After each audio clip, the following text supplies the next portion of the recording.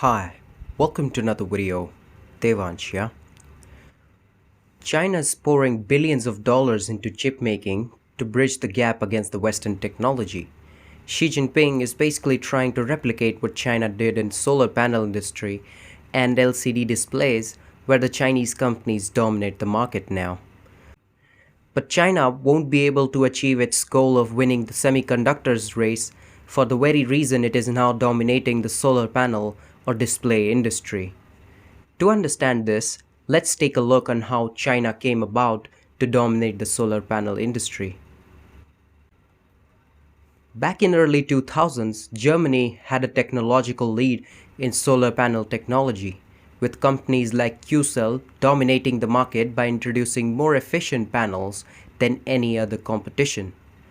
The big reason for this dominance was also because the German government was giving big incentives to install solar capacity in the country, which led to significant demand in the European markets, and hence a lot of money was being poured into research and development of these panels. Companies from China were also looking to use this opportunity, and hence they started buying high quality and efficient panel manufacturing equipment from, you guessed it, Germany. Chinese companies had price advantage over the German ones because of cheap labor cost. Because no matter how many robots you use, you need qualified technicians to run a factory, and German workforce was more expensive. At this advantage, with the billions of dollars that American investors poured in the Chinese solar companies to get them off the ground after China's inclusion in the World Trade Organization. While the German government did not open foreign investments for its domestic solar technology companies at all. So now China had the German technology and the American money along with their price advantages all working in their favor. Now we should not discount the hard work done by the Chinese companies.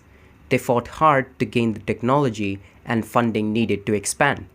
But it's also a reality that without Western cooperation, these Chinese companies would not have come as far as they have. And this is also the reason why China won't catch up with the West in terms of semiconductor technology. Western nations this time are not cooperating with Chinese companies so that they can acquire the critical technologies needed for semiconductor manufacturing. Rather, the West is extremely hostile towards the Chinese takeover of critical technologies, and both America and Europe have put barriers for the Chinese companies. Now you might say that to overcome this problem, China will do what they do best, which is to reverse engineer the components so that they can make it on their own. But that's where we have to understand how semiconductor industry is different from solar panels or any other industry. Let's take an example of ASML. ASML is a company that makes the equipment that actually makes the high-tech semiconductors that we use in our latest smartphones and other gadgets. These equipments are some of the most advanced human technologies ever created, where they melt tin at thousands of degrees so that it turns into plasma and then can be printed onto silicon for making wafer and later be cut into individual chips. China has been trying to get this technology, but America has barred it from doing so. Now the problem for China is that this ASML equipment is not made by ASML itself, but it rather uses components that come from various companies located in different nations. For instance, the EUV lithography equipment of ASML uses lenses from Carl Zeiss.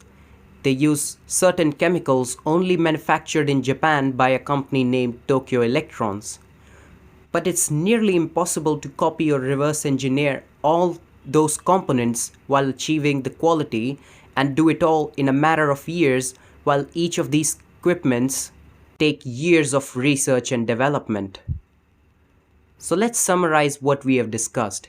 First reason why China can't move ahead of the West in semiconductors is because it does not have the cooperation from US and Europe to get the technology, like it did with solar panels or displays. Second is that China can't copy the technology either, because The semiconductor industry sources components from various companies located in various countries, and it took them decades of R&D to develop those components, while China has to do it all in a very limited time period. The conclusion of this video is that by the very nature of semiconductor industry, a single country can't dominate it without having significant allies, and China lacks those allies.